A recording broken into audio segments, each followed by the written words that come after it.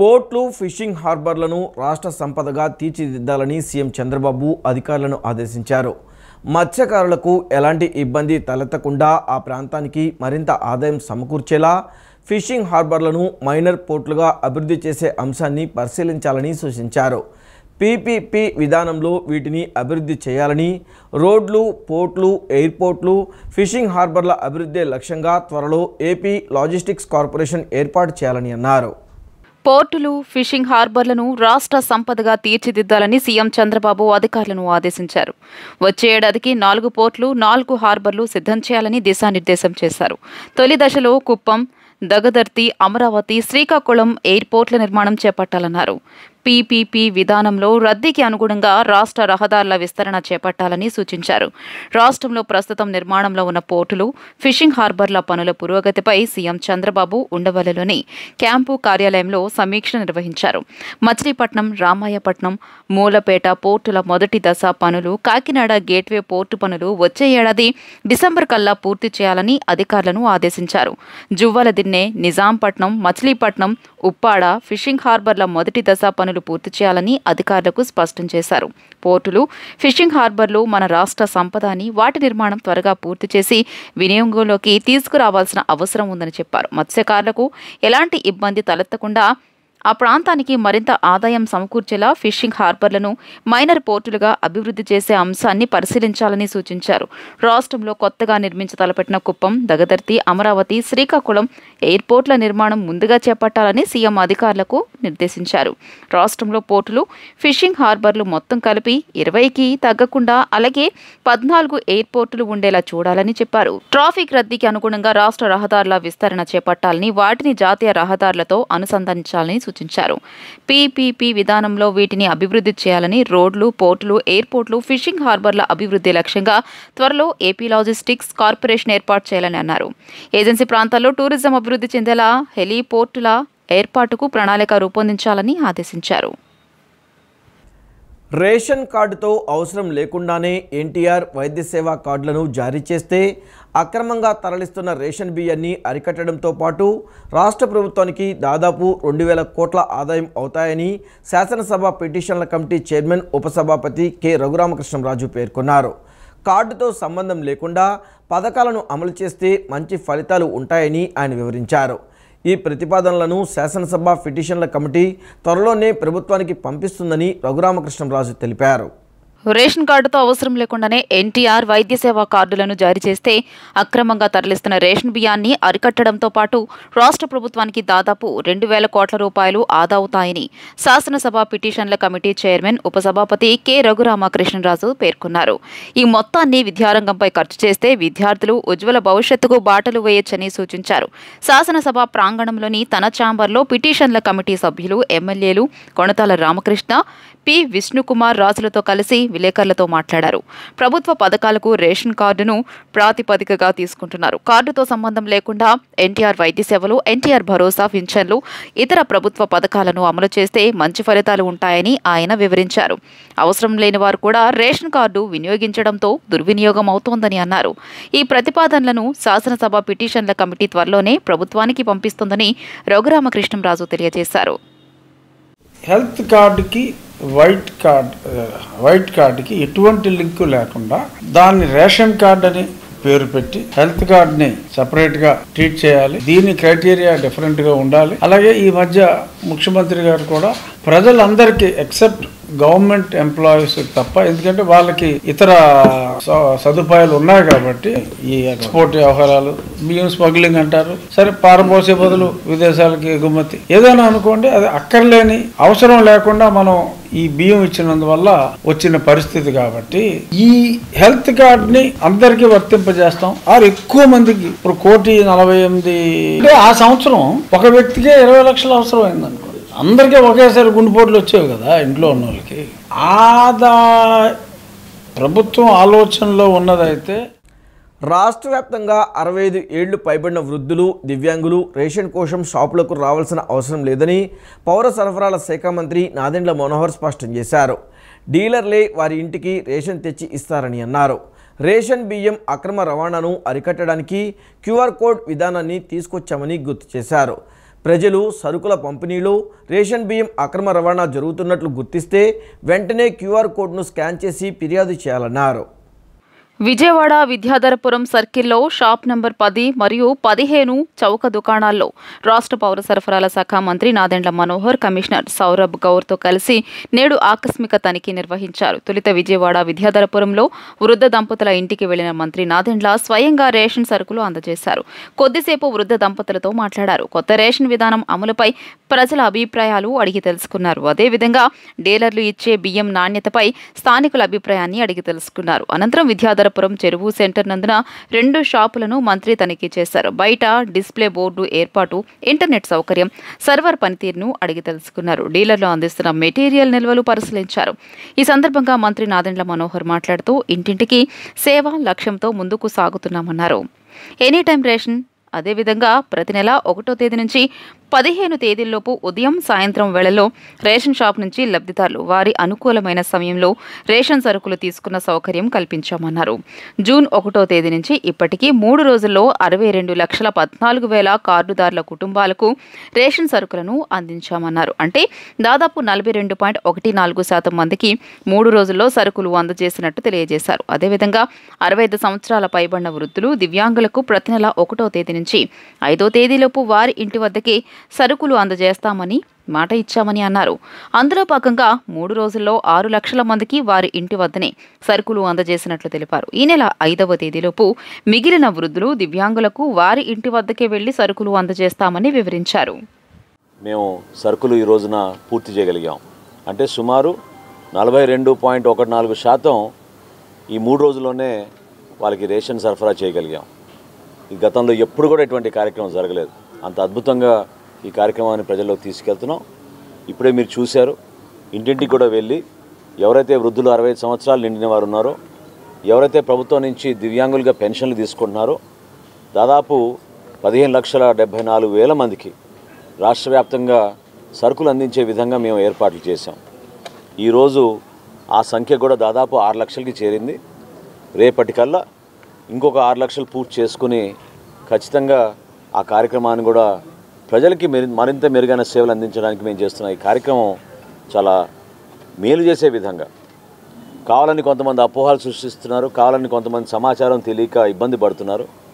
ఎక్కడ కూడా మొదటి రోజు కొంచెం సర్వర్ ఇబ్బంది ఉండింది, టెక్నికల్గా కొన్ని ప్రాబ్లమ్స్ ఉండినాయి. ఎందుకంటే అనేక మంది ఒకేసారి రావడంతో కొన్ని ప్రాంతాల్లో ప్లస్ ఈ ఫోటోలు తీసుకోవడంతో ఇంటర్నెట్ కనెక్టివిటీ కొంచెం తక్కువ ఉండింది కాబట్టి స్థానికంగా కొన్ని ఇబ్బందులు ఎదురయ్యాయి. కానీ ఈరోజు మాత్రం చాలా సజావుగా, స్మూత్గా, ఎక్కడ పొరపాటు లేకుండా ఈ కార్యక్రమం చాలా అద్భుతంగా ప్రజల్లోకి తీసుకెళ్తున్నాం. వైసీపీ నేతలు, కార్యకర్తలకు మంత్రి వాసంశెట్టి సుభాష్ మొదటి వర్ధంతి శుభాకాంక్షలు తెలిపారు. వెన్నుపోటుకు జగన్ బ్రాండ్ అంబాసిడర్ అని పేర్కొన్నారు. చెల్లి, తల్లిని అధికారంలోకి రాగానే బయటకు గెంటేయడం వెన్నుపోటు కాదా అని ప్రశ్నించారు. ఎస్సీ, ఎస్టీ పథకాలు తీసేసి బడుగు బలహీన వర్గాల వెన్నుపోటు దారుడిగా జగన్ నిలవలేదా అన్నారు. శవరాజకీయాలు, డైవర్షన్ పాలిటిక్స్ వైసీపీకి వెన్నతో పెట్టిన విద్య అని ధ్వజమెత్తారు. కూటమి ప్రభుత్వ ఏడాది పాలనపై మంత్రి వాసంశెట్టి సుభాష్ కీలక వ్యాఖ్యలు చేశారు. కూటమి ప్రభుత్వం ఎన్నికల సమయంలో ఇచ్చిన హామీలలో 70% హామీలు నెరవేర్చిందని అన్నారు. సీఎం చంద్రబాబు రాష్ట్రాభివృద్ధి లక్ష్యంగా కృషి చేస్తున్నారని తెలియజేశారు. కూటమి ప్రభుత్వ పాలనలో రాష్ట్రం అభివృద్ధి పథంలో సాగుతోందని మంత్రి వాసంశెట్టి వెల్లడించారు. ఈ క్రమంలో గత వైసీపీ ప్రభుత్వ పాలనపై విమర్శలు గుప్పించారు. నమ్మి అధికారమిస్తే మాజీ సీఎం జగన్ ప్రజలను వెన్నుపోటు పొడిచారని మంత్రి ఆరోపించారు. ఈ తరుణంలో వైసీపీ వెన్నుపోటు దినం నిర్వహించడం విడ్డూరంగా ఉందన్నారు. ఉర్సాపై వైఎస్ జగన్ ఇష్టమొచ్చినట్లు మాట్లాడుతున్నారని విమర్శలు గుప్పించారు. ఈ క్రమంలో వైఎస్ జగన్కు దమ్ముంటే మంత్రి నారా లోకేష్తో డిబేట్కు రావాలని వాసంశెట్టి సుభాష్ సవాల్ విసిరారు. బడుగు బలహీన వర్గాల వెన్నుపోటుదారుడు మాజీ సీఎం వైఎస్ జగన్ అని ఆయన దుయ్యబట్టారు. డైవర్ట్ పాలిటిక్స్ వైసీపీకి వెన్నతో పెట్టిన విద్య అని మంత్రి వాసంశెట్టి సుభాష్ పేర్కొన్నారు. తెనాలిలో గంజాయి బ్యాచ్కు మద్దతుగా జగన్ వెళ్లడం దారుణమన్నారు. ఈ క్రమంలో రాష్ట్ర ప్రజలు వైఎస్ జగన్ను కామెడీగా చూస్తున్నారని మంత్రి వాసంశెట్టి ఎద్దేవా చేశారు. వెన్నుపోటు అనేది దానికి బ్రాండ్ అంబాసిడర్ జగన్ గారు, అందులో ఏ విధమైన సందేహం లేదు. ఆయన బతుకే వెన్నుపోటుతో స్టార్ట్ అయింది. పార్టీ అధికారంలో లేనప్పుడు కొండ సురేఖ గారు ఇతని తరపున పోరాటం, కనీసం కూడా ఆవిడ వస్తే ఆవిడకి 10 నిమిషాలు కూడా టైం ఇవ్వకపోవటం, ఆవిడ స్వయంగా ఆవిడే జగన్ అంత దుర్మార్గుడు ఇంకొకరు లేడని ఆవిడే ప్రెస్ మీట్ కూడా పెట్టడం జరిగింది. అదేవిధంగా కాంగ్రెస్ పార్టీలో ఉంటూ లక్షల కోట్లు గడించి మరి ఆ పార్టీకి వెన్నుపోటు కొట్టడం, వెంటనే అతను చేసిన ఏదైతే లక్షల కోట్ల అవినీతి ఉందో అదంతా బయటకు తీసి సంవత్సరంన్నర పాటు మరి జైల్లో ఉండి రావటం కూడా మీ అందరికీ తెలిసిన విషయమే. అలాగే వెన్నుపోటుదారుడిగా ఆయనకి ఒక ప్రత్యేక స్థానం, నాకు తెలిసి దేశంలోనే ప్రత్యేక స్థానం ఆయన సొంతం. అంతర్జాతీయ యోగా డే కార్యక్రమానికి ప్రజల నుంచి వస్తున్న స్పందన ఎంతో ఉత్సాహాన్ని ఇస్తుందని సీఎం చంద్రబాబు నాయుడు అన్నారు. జూన్ 21న విశాఖలో 5 లక్షల మంది పాల్గొనేందుకు అవసరమైన ఏర్పాట్లు పక్కాగా జరగాలని సీఎం ఆదేశించారు. ప్రధానమంత్రి నరేంద్ర మోదీ రాక సందర్భంగా ట్రాఫిక్ పరంగా ఆంక్షలు ఉంటాయని, వీటిని దృష్టిలో పెట్టుకుని ఇబ్బంది లేకుండా చూడాలని సీఎం సూచించారు. ఈ నెల 21వ తేదీన ఏపీలో నిర్వహిస్తున్న అంతర్జాతీయ యోగా డే కార్యక్రమానికి ప్రజల నుంచి వస్తున్న స్పందన ఎంత ఉత్సాహాన్ని ఇస్తోందని సీఎం చంద్రబాబు నాయుడు అన్నారు. రాష్ట్ర వ్యాప్తంగా ఇప్పటి వరకు జరిగిన రిజిస్ట్రేషన్లు, జిల్లాలో జరుగుతున్న యోగా సాధన కార్యక్రమాల్లో ప్రజల భాగస్వామ్యం సంతృప్తికరంగా ఉందని ముఖ్యమంత్రి తెలియజేశారు. పూర్తి స్థాయి సన్నద్ధతతో ప్రజల భాగస్వామ్యంతో అత్యధిక మందితో యోగా నిర్వహించి గిన్నిస్ వరల్డ్ రికార్డ్ సృష్టించాలనే లక్ష్యాన్ని పూర్తి చేయాలని సీఎం అన్నారు. జూన్ 21న విశాఖలో 5 లక్షల మంది పాల్గొనేందుకు అవసరమైన ఏర్పాట్లు పక్కాగా జరగాలని సీఎం అన్నారు. ప్రధానమంత్రి నరేంద్ర మోదీ రాక సందర్భంగా ట్రాఫిక్ పరంగా ఆంక్షలు ఉంటాయని, వీటిని దృష్టిలో పెట్టుకుని ఇబ్బంది లేకుండా చూడాలని సీఎం అన్నారు. అన్ని ప్రాంతాల నుంచి ప్రజలు యోగా డే కార్యక్రమానికి వస్తారని, ఎవరు ఎటు వెళ్లాలి, ఎక్కడ కార్యక్రమంలో పాల్గొనాలి అనే విషయంలో ముందుగానే గైడ్ చేయాలని సీఎం అన్నారు. ట్రాఫిక్ సహా ఏ ఇబ్బంది ఉండకూడదు, అందరూ నిర్దేశించిన ప్రాంతానికి చేరుకునేలా చూడాలని సీఎం తెలియజేశారు. యోగా డే కంటే ముందు 2 సార్లు రాష్ట్ర స్థాయిలో భారీగా ప్రీ ఈవెంట్ కార్యక్రమాలు నిర్వహించాలని సూచించారు. 7వ తేదీ ప్రతి గ్రామంలో, ప్రతి ప్రాంతంలో యోగా డే అవగాహన ర్యాలీలు నిర్వహిస్తారు. 14వ తేదీ రాష్ట్రంలో 1,00,000 ప్రాంతాల్లో యోగా ప్రాక్టీస్ చేస్తారు. ప్రతి విద్యా సంస్థతో పాటు అవకాశమున్న అన్ని సంస్థలు, ప్రాంతాల్లో 14వ తేదీ యోగా నిర్వహించి యోగా డేకు ప్రజలను సిద్ధం చేస్తారు. తద్వారా యోగా డే కార్యక్రమంలో ఉత్సాహంగా పాల్గొనేలా చేయాలని సీఎం సూచించారు. మంగళవారం ఉండవల్లి క్యాంపు కార్యాలయంలో యోగా డే కార్యక్రమంపై ముఖ్యమంత్రి సమీక్షించారు. ఈ సమీక్షకు మంత్రులు నారా లోకేష్, కందుల దుర్గేష్, వంగలపూడి అనిత, డోలా బాల వీరాంజనేయ స్వామి, సత్యకుమార్, సిఎస్ విజయానంద్, డీజీపీ హరీష్ కుమార్ గుప్తా హాజరయ్యారు. యోగా మంత్లో భాగంగా ఇప్పటి వరకు వివిధ స్థాయిల్లో జరిగిన కార్యక్రమాలను, యోగా డే నిర్వహణకు తీసుకుంటున్న చర్యలను అధికారులు ముఖ్యమంత్రికి వివరించారు. రోజుకో థీమ్తో వివిధ వర్గాల ప్రజలతో జిల్లాలో నిర్వహిస్తున్న కార్యక్రమాలకు వస్తున్న స్పందనను అధికారులు వివరించగా సీఎం సంతృప్తి వ్యక్తం చేశారు. 21వ తేదీన విశాఖలో వర్షం వచ్చినా ఇబ్బంది లేకుండా చేసేందుకు జర్మన్ హ్యాంగర్లతో మరో వేదిక సిద్ధం చేస్తున్నట్లు అధికారులు తెలియజేశారు. రోగరహిత జీవితం యోగాతోనే సాధ్యమని జిల్లా కలెక్టర్ లక్ష్మీ షా పేర్కొన్నారు. రోజువారీ జీవితంలో యోగా భాగం కావాలని, యోగాసనాల సాధనతో శరీరానికి కొత్త శక్తి వస్తుందన్నారు. జూన్ 21 నాటికి ఎన్టీఆర్ జిల్లాలో దాదాపు 10 లక్షల మందికి యోగాసనాలు నేర్పించేందుకు జిల్లా యంత్రాంగం వేలాది మంది శిక్షకులను ఏర్పాటు చేసిందన్నారు.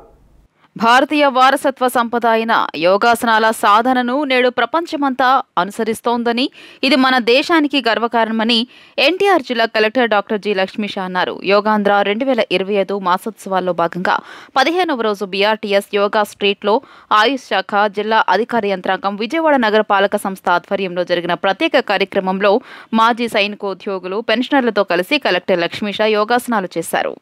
అనంతరం కలెక్టర్ లక్ష్మీషా మాట్లాడుతూ ప్రతి ఒక్కరి జీవితంలో యోగా సాధన భాగం కావాలని పిలుపునిచ్చారు. ప్రస్తుత ఆధునిక జీవన శైలిలో ఒత్తిడితో పాటు వివిధ అనారోగ్య సమస్యలు ఎదురవుతున్నాయని, ఇలాంటి వాటి నుంచి రక్షణ పొందేందుకు, ఆరోగ్యకర జీవితాన్ని సొంతం చేసుకునేందుకు యోగాసనాల అభ్యసన ముఖ్యమన్నారు. భారతదేశ వారసత్వ సాంస్కృతిక సంపద అయిన యోగాను నేడు ప్రపంచంలోని అనేక దేశాలు అనుసరిస్తున్నాయన్నారు.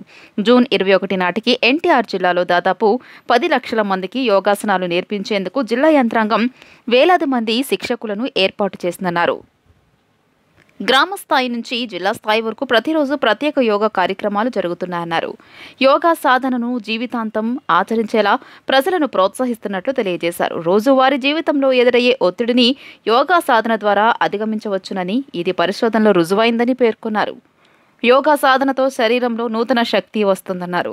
రోజువారీ జీవితంలో చేసే ప్రతి పనిని మరింత ఉత్తేజంగా చేసేందుకు యోగా సాధన ఒక మంచి అవకాశమన్నారు. జూన్ 21వ తేదీన అంతర్జాతీయ యోగా దినోత్సవ వేడుకలను ప్రతి గ్రామం, మండలం, పట్టణం, నగరాల్లో వైభవంగా నిర్వహించేందుకు జిల్లా యంత్రాంగం ఇప్పటికే వేదికలు సిద్ధం చేసినట్లు వివరించారు. ప్రతి సెక్టర్ పీపుల్ని తీసుకొచ్చి ఇక్కడ యోగా చేయించి వాళ్ళకి యోగా ట్రైనింగ్ ఇవ్వడం జరుగుతుంది. ఈరోజు ఎక్స్-ఆర్మీ పర్సన్స్, అలాగే ఎక్స్ సర్వీస్ మెన్ను, అలాగే రిటైర్డ్ ఆఫీషియల్స్ని పిలవడం జరిగింది. చాలామంది వచ్చారు, చాలా ఉత్సాహంగా పాల్గొన్నారు.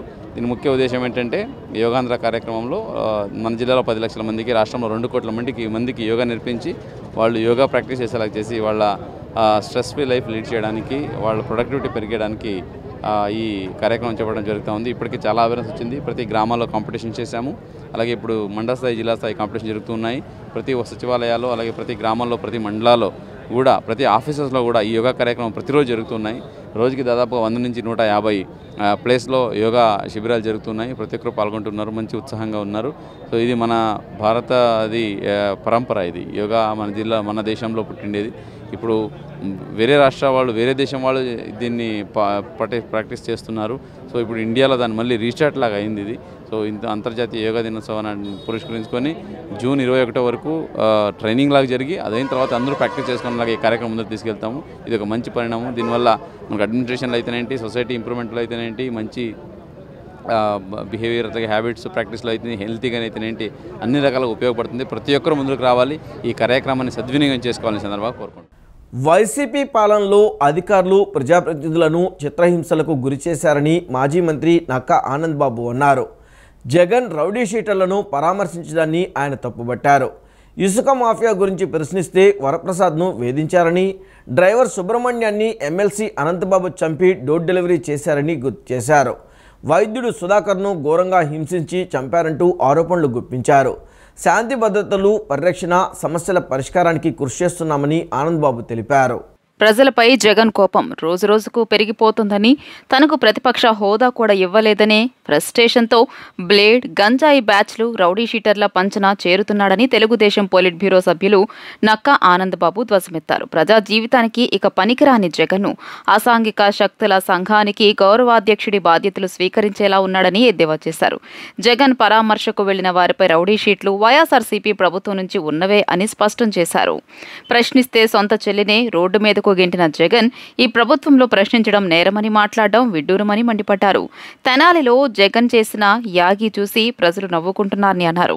రౌడీ షీటర్ చేతిలో హత్యాయత్నంకి గురైన దళిత కానిస్టేబుల్ భార్యను జగన్ ఎందుకు పరామర్శించలేదని ప్రశ్నించారు. తప్పు చేసిన వారి పట్ల ఉపయోగించే రెడ్ బుక్ తప్పు చేసిన జగన్ భయపడుతున్నాడని ఆగ్రహం వ్యక్తం చేశారు. రాష్ట్రంలో రెడ్ బుక్ రాజ్యాంగం నడుస్తుందని చెప్తున్నాడు. రెడ్ బుక్ మంచాడు జోలికి బాదు, తప్పు చేసినాడు.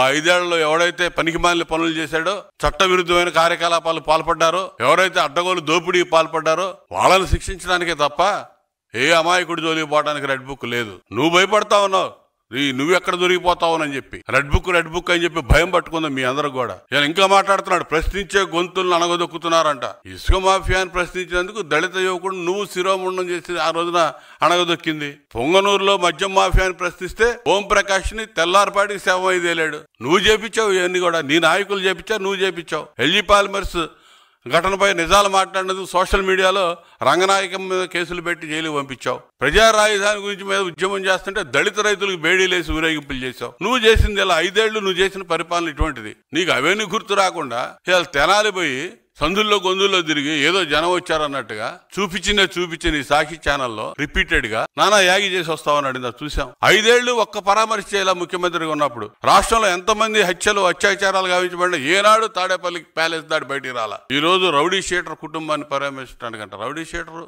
గంజాయి బ్యాచ్. సమస్యల పరిష్కారం కోరుతూ నిరవధిక సమ్మె చేస్తున్నా ప్రభుత్వం పట్టించుకోవడం లేదని రాష్ట్ర మున్సిపల్, రాష్ట్ర జేఏసీ చైర్మన్ యూదులమూడి మధుబాబు అన్నారు. గత ప్రభుత్వం పారిశుద్ధ్య, డ్రైనేజ్ కార్మికులకు పెంచిన 6,000 రూపాయల జీతాన్ని నాన్ PH ఉద్యోగులకు కూడా వర్తింపజేయాలని డిమాండ్ చేశారు. ఆంధ్రప్రదేశ్ మున్సిపల్ ఇంజనీరింగ్ విభాగంలో అవుట్సోర్సింగ్ పద్ధతిలో పనిచేస్తున్న నాన్ పీహెచ్ ఉద్యోగుల సమస్యలను పరిష్కరించాలని డిమాండ్ చేస్తూ కార్మిక సంఘాల ఐక్య కార్యాచరణ కమిటీ విజయవాడలోని ప్రెస్ క్లబ్లో సమావేశం నిర్వహించింది. ఈ సందర్భంగా రాష్ట్ర జేఏసీ చైర్మన్ ఈదుల మూడి మధుబాబు మాట్లాడుతూ మే 7వ తేదీ నుంచి ఈ ఉద్యోగులు సమ్మె చేస్తున్న సమస్యల పరిష్కారంలో ప్రభుత్వం నిర్లక్ష్యం వహిస్తోందని ఆరోపించారు. మున్సిపల్ శాఖ మంత్రి పి నారాయణతో చర్చలు జరిగాయని, అయితే మంత్రి స్పష్టమైన హామీ ఇవ్వకుండా చర్చల్ని ముగించారని పేర్కొన్నారు. గత ప్రభుత్వం పారిశుద్ధ్య, డ్రైనేజీ కార్మికులకు పెంచిన 6,000 రూపాయల జీతాన్ని నాన్ పీహెచ్ ఉద్యోగులకు కూడా వర్తింపచేయాలని, అనంతరం నైపుణ్యం ఆధారంగా జీతాల విభజన చేయాలని కోరారు. అలాగే గతంలో ప్రవేశపెట్టిన ఆప్కాస్ విధానాన్ని కొనసాగించాలని మేనిఫెస్టోలో పేర్కొన్నట్లుగా అవుట్సోర్సింగ్ ఉద్యోగులకు సంక్షేమ పథకాలను అమలు చేయాలని డిమాండ్ చేశారు. 21,500 దాటితే ఈఎస్ఐ పరిధిలోకి వాళ్ళు రారు. వాళ్ళందరికి కూడా హెల్త్ కార్డులు ఇవ్వాలని చెప్పి మా జేఏసీగా మేము డిమాండ్ చేస్తున్నాం. వాళ్ళందరికీ హెల్త్ కార్డులు ఇచ్చి వాళ్ళ ఆరోగ్యాలను కాపాడి వాళ్ళకి అలాగే సంవత్సరానికి ఆ హెల్త్ కార్డులతో పాటు 30 మెడికల్ లీవ్లు ఇవ్వాలని చెప్పి మా జేఏసీ డిమాండ్ చేస్తూ ఉంది. అలాగే హెచ్ఆర్ పాలసీ ఏదైతే ఇదే మున్సిపల్ డిపార్ట్మెంటు కింద ఉన్న మెప్మా డిపార్ట్మెంట్కి ప్రభుత్వం అమలు చేస్తూ ఉందో అదే హెచ్ఆర్ పాలసీ మానవ వనరుల విధానాన్ని మున్సిపల్ కార్మికులు 42,000 మంది కార్మికులకు కూడా వాళ్ళందరూ కూడా హెచ్ఆర్ పాలసీ కిందకి తీసుకురావాలని చెప్పనని మేము డిమాండ్ చేస్తూ ఉన్నాం. అలాగే మీరు హెచ్ఆర్ పాలసీ కానీ స్కిల్డ్ సెమీ స్కిల్డ్ వేతనాలు కానీ ఇవన్నీ కూడా ఏమి ఇవ్వము అనుకుంటే కనీస వేతనం మినిమం టైం స్కేల్ అన్నా మా ఇంజనీర్ మేము ప్రతిసారి మీ ప్రభుత్వాలు మారినప్పుడల్లా ప్రభుత్వాలతో మేము గొడవ పడటం, మేము సమ్మెలు చేయటం, మేము జైళ్లలో పడటం ఇవన్నీ మాకు సబబు కాదు. వర్కర్స్ యూనియన్ రాష్ట్ర అధ్యక్షుడు కె బాబా ఫక్రుద్దీన్ మాట్లాడుతూ మున్సిపల్ రంగంలోని 42,000 అవుట్సోర్సింగ్ ఉద్యోగులు అందరికీ వార్షిక ఇంక్రిమెంట్లు అమలు చేయాలని కోరారు. ఈ సమావేశంలో JAC vice chairman P Mahesh Babu, secretary M Srinivasulu, convenor P Rajesh, co convenor V Jaipal తదితరులు పాల్గొన్నారు. అన్ని సంఘాలు ఐక్యంగా ఉద్యమించాల్సిన అవసరం ఉందని, అవసరమైతే మరింత కఠినంగా సమ్మెను కొనసాగిస్తామని కార్మిక నాయకులు హెచ్చరించారు. ఏదైతే ఇప్పుడు మున్సిపాలిటీలు ప్రస్తుతం సమ్మెలో పాల్గొన్నాయో ఇక రాని వాటిని కూడా రేపటి నుంచి పూర్తిగా సమ్మెలోకి దింపి వాళ్ళని కూడా జీతాలు పెంచుతాం, మీరందరూ మాకు సహకరిస్తానే ఉద్దేశంతో వాళ్ళతో కాస్త మాట్లాడి వాళ్ళని కూడా మనం సమ్మెలోకి తీసుకునే ప్రయత్నం చేస్తాం. అందులో భాగంగానే మా జేఏసీగా ముఖ్య డిమాండ్లు ఏమైనా ఉన్నాయంటే మొట్టమొదటి డిమాండ్ టెక్నికల్, నాన్ టెక్నికల్ అంటే ఇప్పుడున్న 15,000 ఎవరికైతే ఇస్తున్నారో 18,500 ఎవరికైతే ఇస్తున్నారో వాళ్లకు మీరు ఏదైతే 6,000 రూపాయలు అలవెన్స్ రూపంలో మన పారిశుద్ధ్య కార్మికులకు పెంచారో ఆ 6,000 రూపాయలు ప్రస్తుతం మాకు కూడా అంటే ఈ 15,000 ఉన్న వాళ్ళకి 6,000 రూపాయలు, 18,500 ఉన్న వాళ్ళు కూడా 6,000 రూపాయలు. వైఎస్ కుటుంబం వెన్నుపోటును, గొడ్డలిపోటును పేటెంట్గా తీసుకుందని తెలుగుదేశం పొలిట్ బ్యూరో సభ్యులు రెడ్డెప్ప గారి శ్రీనివాసరెడ్డి విమర్శించారు. గతంలో రాజారెడ్డి గనుల్లో ఉపాధి కల్పించిన వెంకట నరసయ్యను వెన్నుపోటు పొడిచారని ఆరోపించారు. రాజశేఖర్ రెడ్డి పివి నరసింహరావును వెన్నుపోటు పొడవలేదా అని ప్రశ్నించారు. జగన్ తన కన్న తల్లి, సొంత చెల్లికి ఆస్తి కోసం వెన్నుపోటు పొడిచారని మండిపడ్డారు. వివేక హత్య కేసు నిందితులతో అంటగాగుతూ మరో చెల్లి సునీతకు వెన్నుపోటు పొడవలేదా అని ప్రశ్నల వర్షం కురిపించారు. 5 ఏళ్లు అధికారం ఇచ్చిన ప్రజలకు సైతం జగన్ వెన్నుపోటు పొడిచాడని రెడ్డెప్ప గారి శ్రీనివాసరెడ్డి ఆరోపించారు. ఆశ్చర్యకరంగా వైఎస్ఆర్ కాంగ్రెస్ పార్టీ జగన్మోహన్ రెడ్డి గారు వెన్నుపోటు దినమని చెప్పి ఒక కొత్త డ్రామాకు తెరలేపినాడు. వెన్నుపోటు దినమట. ఎవరిని వెన్నుపోటు పొడిచారని చెప్పి నేను ఈ సందర్భంగా జగన్మోహన్ రెడ్డి గారిని అడుగుతా ఉండా. అయ్యా, చరిత్ర పుట్టినప్పటి నుంచి మీ వైఎస్ ఫ్యామిలీ వెన్నుపోట్లను పేటెంట్ రైట్లుగా తీసుకునింది. గొడ్డలిపోట్లు ఇవన్నీ చూస్తే దొంగ అని దొంగతనం చేసిన వాడు దొంగ అని అరిచినట్లుంది. వెన్నుపోట్లు మీ నానా తాతల కాలం నుంచి స్టార్ట్ అయింది. మీ తాత వైఎస్ రాజారెడ్డి గారు ఎవరి దగ్గరైతే మంగంపేట మైన్స్లో వెంకట నరసయ్య అనే వ్యక్తి దగ్గర పనిచేస్తున్నాడో ఆ వ్యక్తినే హత్య చేసి మంగంపేట మైన్స్ను లాక్కున్నది వెన్నుపోటు కాదా అని అడుగుతా ఉండా. మరి కాంగ్రెస్ పార్టీ అంత పెద్ద పొజిషన్ ఇస్తే మీ తండ్రి గారు రాజశేఖర రెడ్డి గారు ఆ రోజు పివి నరసింహారావు మీద, ప్రధానమంత్రి మీద చెప్పులు వేసిన విషయం వెన్నుపోటు కాదా అని అడుగుతా ఉండా. మరీ ఈ ముఖ్యమంత్రి జగన్మోహన్ రెడ్డి గారు, మాజీ ముఖ్యమంత్రి గారు సొంత చెల్లెల ఆస్తులు లాక్కొని మరి చెల్లెలను నడి రోడ్డు మీద వదిలేసినట్టు వెన్నుపోటు కాదా అని అడుగుతా ఉండా. జల్ జీవన్ మిషన్లో భాగమైన నీరు స్వచ్ఛత మిషన్ నిర్వహణ తీరు తూర్పుగోదావరి జిల్లాలో మెరుగ్గా ఉందని కేంద్ర బృందం ప్రశంసించింది. మిషన్ ద్వారా మంచినీరు అందించే విషయంలో జిల్లా యంత్రాంగం సమర్థవంతంగా పనిచేస్తుందని, అయితే నిర్వహణ ఖర్చుల విషయంలో దృష్టి సారించాలని సూచించారు. 15వ ఆర్థిక సంఘం నిధులలో అధిక భాగం నిర్వహణకే ఖర్చవడానికి గల కారణాలను విశ్లేషించాలని చెప్పారు. జల్ జీవన్ మిషన్లో భాగమైన నీరు మరియు స్వచ్ఛతా మిషన్ నిర్వహణ తీరు తూర్పుగోదావరి జిల్లాలో మెరుగ్గా ఉందని కేంద్ర బృందం ప్రశంసించింది. కేంద్ర వ్యవసాయ రైతు సంక్షేమ శాఖ సంయుక్త కార్యదర్శి నీరు మరియు స్వచ్ఛతా మిషన్ నోడల్ అధికారి పూర్ణచంద్ర కిషన్ అధ్యక్షతన జిల్లా నీరు మరియు స్వచ్ఛతా మిషన్ సమావేశం స్థానిక కలెక్టరేట్లో జరిగింది. ఈ సందర్భంగా కేంద్ర సంయుక్త కార్యదర్శి పూర్ణచంద్ర కిషన్ మాట్లాడుతూ జిల్లాలో నీరు మరియు స్వచ్ఛతా మిషన్ రూపకల్పన అమలు చేస్తున్న తీరు బాగుందని పేర్కొన్నారు. డాక్టర్ బిఆర్ అంబేద్కర్ కోనసీమ జిల్లాలో అధిక లవణీయత నీటి ఎద్దడి గల అల్లవరం, ఉప్పలగుప్తం మండలాల్లో పర్యటించి మిషన్ అమలు తీరును ప్రత్యక్షంగా పరిశీలించినట్లు ఆయన చెప్పారు. అదే విషయంలో తూర్పుగోదావరి జిల్లాలో అమలు చేస్తున్న తీరుపై జిల్లా యంత్రాంగం కార్యాచరణ ప్రణాళిక అమలు సమీక్ష చేయడం జరిగింది. అటువంటి మిషన్ అమలు తీరుపై సంతృప్తి వ్యక్తం చేశారు. మిషన్ ద్వారా మంచినీరు అందించే విషయంలో జిల్లా యంత్రాంగం సమర్థవంతంగా పనిచేస్తోందని, అయితే నిర్వహణ ఖర్చుల విషయంలో దృష్టి సారించాలని సూచించారు. 15వ ఆర్థిక సంఘం నిధులలో అధిక భాగం నిర్వహణకే ఖర్చవడానికి గల కారణాలను విశ్లేషించాలని చెప్పారు.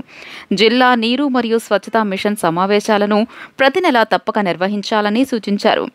మిషన్ నిర్వహణ లోపాలను, ప్రజల సమస్యలను తెలిపేందుకు అందుబాటులో ఉన్న వివిధ మార్గాల గురించి అధికారులను అడిగి తెలుసుకున్నారు. ఈ సందర్భంగా జిల్లా కలెక్టర్ పి ప్రశాంతి మాట్లాడుతూ నీటి ఎద్దడి గల గ్రామాలపై ప్రత్యేక దృష్టి సారించినట్లు చెప్పారు. ప్రజలు తమ సమస్యలు తెలిపేందుకు PGRSతో పాటు 1100 టోల్ ఫ్రీ నెంబర్ల వ్యవస్థ ఉన్నట్లు కేంద్ర బృందం దృష్టికి తెచ్చారు. నీటి నాణ్యత పరీక్షలు నిర్వహిస్తున్నట్లు, గ్రామాలలో ఘన, ద్రవ వ్యర్థాల నిర్వహణ సక్రమంగా చేపడుతున్నట్లు తెలియజేశారు. విజయవాడ నగరంలో బద్మాషులు చిత్ర యూనిట్ సందడి చేసింది. ఈ నెల 6వ తేదీన విడుదల కానున్న తమ చిత్రాన్ని ప్రేక్షకులు తప్పక వీక్షించి విజయవంతం చేయాలని చిత్ర నటీనటులు కోరారు. ప్రేక్షకులు తప్పక చిత్రాన్ని వీక్షించి ఆదరించాలని కోరారు. విజయవాడ నగరంలో బద్మాషులు చిత్ర యూనిట్ సందడి చేసింది. మొగల్రాజపురంలోని ఒక హోటల్లో ఏర్పాటు చేసిన విలేకరుల సమావేశంలో బద్మాషులు చిత్ర నటీనటులు విద్యాసాగర్ దీక్ష మాట్లాడుతూ పూర్తిస్థాయి గ్రామీణ నేపథ్యంలో బద్మాషులు చిత్రాన్ని నిర్మించాలని, ఈ చిత్రంలో ప్రతి సన్నివేశం ప్రేక్షకులను ఆకట్టుకునే విధంగా ఉంటుందన్నారు. దర్శకుడు శంకర్ చేకూరి నూతన నటీనటులతో ఈ చిత్రాన్ని అద్భుతంగా తీయడం జరిగిందని తెలియజేశారు. ఈ నెల 6వ తేదీన ఈ చిత్రం విడుదల కానుందని, చిన్న చిత్రాన్ని ప్రేక్షకులు తప్పక వీక్షించి విజయవంతం చేయాలని కోరారు. ఈ చిత్రానికి ప్రముఖ టెక్నీషియన్స్ పనిచేశారని, ప్రతి సన్నివేశాన్ని దర్శకుడు మనసుకు హత్తుకునే విధంగా తీయడం జరిగిందన్నారు. అనంతరం దర్శకుడు శంకర్ చేకూరి మాట్లాడుతూ బద్మాషులు చిత్రం టైటిల్కు ప్రేక్షకుల నుంచి విశేష స్పందన వచ్చిందన్నారు. చిత్రంలో కామెడీ, ప్రేమ సన్నివేశాలు కడుపుబ్బా నవ్వించే విధంగా ఉంటాయన్నారు. నటీనటులు తనకెంతో సహకారం అందించారని, నిర్మాత కూడా ఖర్చుకు ఎక్కడా వెనకాడలేదని చెప్పారు. 6వ తేదీన ఈ చిత్రం ప్రేక్షకుల ముందుకు రానుందని, ప్రేక్షకులు తప్పక చిత్రాన్ని వీక్షించి ఆదరించాలని కోరారు. ఒక విలేజ్ లోకి వెళ్ళి ఒక 2 గంటలు మనం సరదాగా గడిపినట్టే ఉంటుంది. సో జూన్ 6న మా సినిమా రాబోతుంది. ప్లీజ్ అందరూ వెళ్ళి చూసి మమ్మల్ని ఆశీర్వదిస్తారని కోరుకుంటున్నాను. మీరు ఇచ్చే 150 రూపాయలు కానీ ఎంతో, 150 రూపాయలు మీరు పెడితే మాత్రం ఏమాత్రం వేస్ట్ కాదు. ఆ నమ్మకం మా పైన మాకుంది. సినిమా పైన సినిమా చాలా బాగా వచ్చింది. మీరు పెట్టి 150 రూపాయలు మరియు 2 గంటల టైం ఏమాత్రం మా సినిమాకి వస్తే వేస్ట్ అవ్వదు. సో సినిమా చాలా బాగా వచ్చింది. జూన్ 6న వచ్చి చూసి మమ్మల్ని అందరినీ ఆశీర్వదించాలని కోరుకుంటున్నాను. Thank you. చాలా హ్యాపీ ఎమోషన్ ఉంది. ఒక ఎమోషన్ లాంటి మంచి కథ ఉంది. సో కంప్లీట్గా మా సినిమాని చూడండి. అంటే చిన్న పెద్ద వాళ్ళు ఉన్నారు, చిన్న ఆర్టిస్టులు ఉన్నారు, పెద్ద ఆర్టిస్టులు ఉన్నారు, ఇలా తెలిసిన ఆర్టిస్టులు ఉన్నారు, తెలియని ఆర్టిస్టులు ఉన్నారు అని మీరు ఆలోచించకుండా మా సినిమా కనుక మీరు చూస్తే డెఫినెట్గా ఒక 10 మినిట్స్ తర్వాత మీరు ఆటోమేటిక్గా మిమ్మల్ని మరిపింపజేస్తాము. సో ఫన్ జనరేట్ చేస్తారు, మమ్మల్ని కథలోకి ఇన్వాల్వ్ చేస్తాము. సో నవ్వుకుంటారు, ఎంజాయ్ చేస్తారు. చిన్నపిల్లల నుంచి పెద్దవాళ్ళ వరకు అందరు కలిసి చూడొచ్చండి. ఇక్కడ ప్రజలు మమ్మల్ని ఎంత ఆదరిస్తున్నారంటే, ఇది భాషాపరంగా పక్కన పెడితే ఇది ఒక మంచి సినిమా, ఒక ఊరి సినిమా. అంటే ఒక ఊరిలో 2 క్యారెక్టర్లు ఉంటాయండి. ప్రతి ఊరిలోనూ ఉంటాయి ఇలాంటి క్యారెక్టర్లు. మిమ్మల్ని నవ్వించి, మిమ్మల్ని కవ్వించే క్యారెక్టర్స్ అయితే ప్రతి ఊరిలోనూ ఉంటాయి. అలాంటి ఎలిమెంట్స్, అలాంటి కథతోటి డైరెక్టర్ శంకర్ సార్ వచ్చేసి అలాంటి దాంతో సినిమా తీయడం జరిగింది.